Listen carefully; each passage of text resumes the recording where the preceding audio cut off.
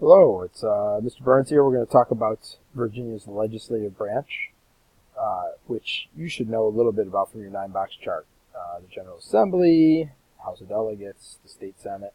You should be familiar with some of those terms. And we just did a little reading on it, so that should give you a little background info before you complete these guided notes, which will help you with your study guide questions as well.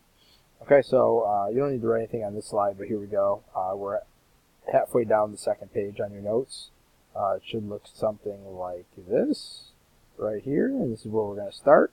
And then we're going to go on and finish this page, and then we're also going to do this, which is attached to the back. Alright, so let's go back to the PowerPoint. Alright, so, just like at the national level, the state level of government also has 3 distinct branches, each which with their own jobs. The legislative branch at the state level is going to make laws for the state, and of course they're focusing on reserved powers that are given to the states by the federal government. They're focusing on concurrent powers that are shared with the federal government.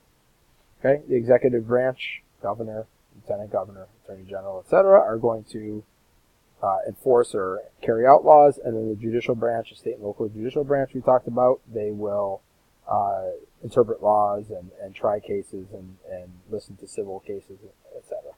All right, so we're going to talk about the state level of government here. This is what our unit is, state and local government. So let's focus on the state first, state legislative branch. And, okay, this is where you have to start writing your notes in.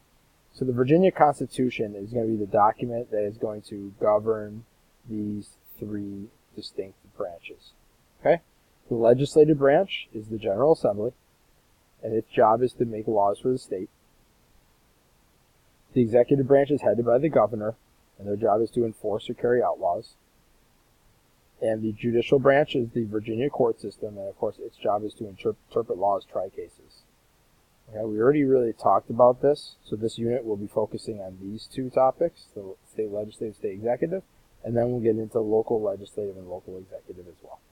All right, let's look at legislative powers. Here's the Virginia Capitol building in Richmond, and we're going to continue down. So the General Assembly is the bicameral legislature that is our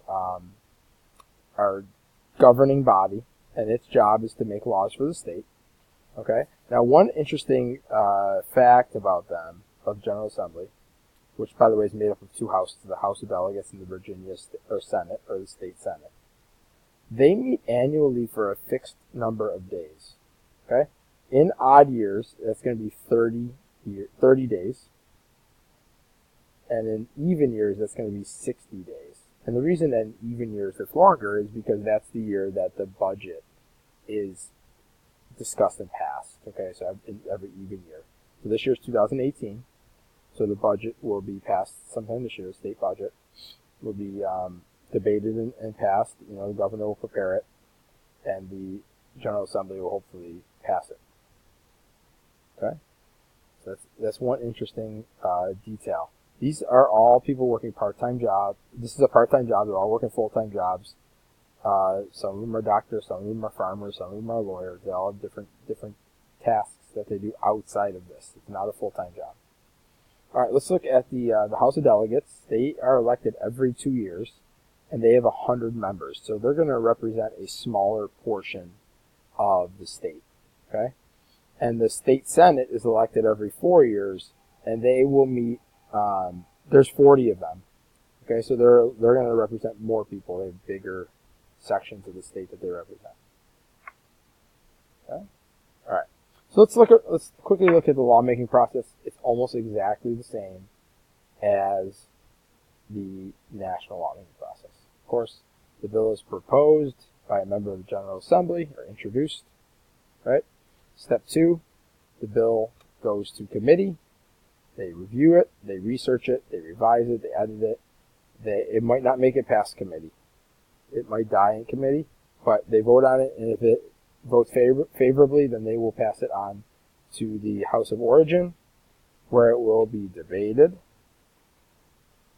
and then voted on, and if it passes, it goes on to the other house, which is step 5, right? And it's debated and voted on there, and if it passes again, then it goes on to the desk of the governor, who can sign or veto the legislation. Okay, and there's Ralph Northam, he's the one that would sign or veto it. And we're going to talk a little bit about some of the different procedures that take place here with the governor. Okay, we'll talk about that later on. All right, the next slide at the bottom of that page. Why do public policy, right? Why are laws written in the first place, or bills written in the first place? Well, basically, there's an issue, there's a problem going on, and there needs to be action taken to improve or change that topic. Okay, that's public policy. All right, next line, we got individuals and interest groups shape legislation, just like at the national level. You can actually make more of an impact at the local, state and local level. It's a lot easier to make impact. People think, national, I want to vote for the president.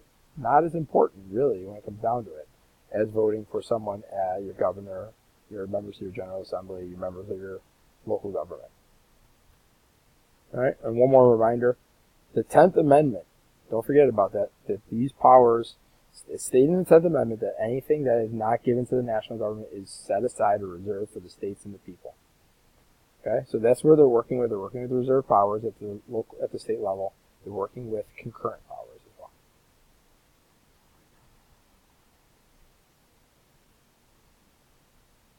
All right.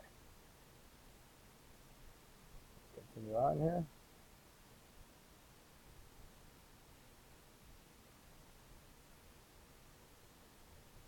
All right, let's look at our 5 primary issues at the state level that they're going to focus on. One is education. So you're going to notice on your chart, it's going to look like this.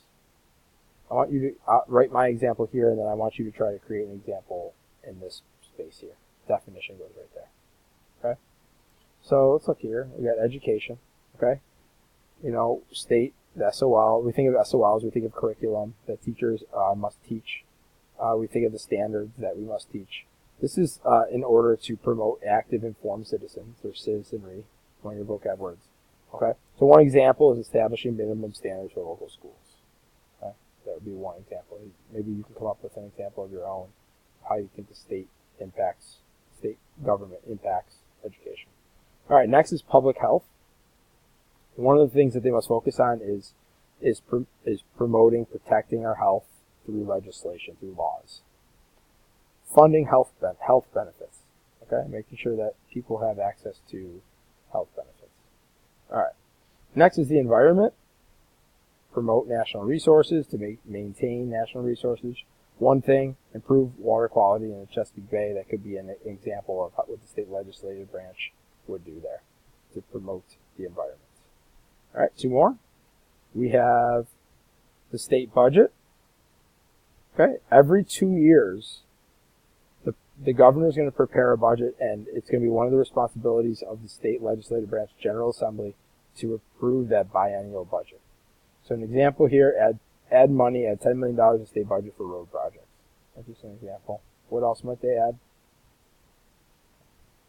And then the last one is revenue. So taxes. How is the government going to provide services to the people? Well, first we have to collect taxes. We're going to talk about income taxes, sales taxes, property taxes, licenses, things of that nature are going to be your examples here for how they generate revenue, and they use that revenue to create a budget, and that budget allows for certain resources to be provided for the citizens of the state, or the residents of the state. Okay, so this is where you want to come up with one example for each one. You can pause this video at any time.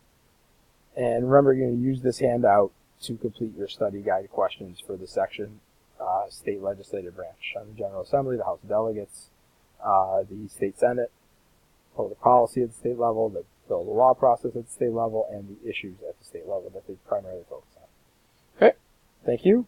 And if you need anything else, let me know.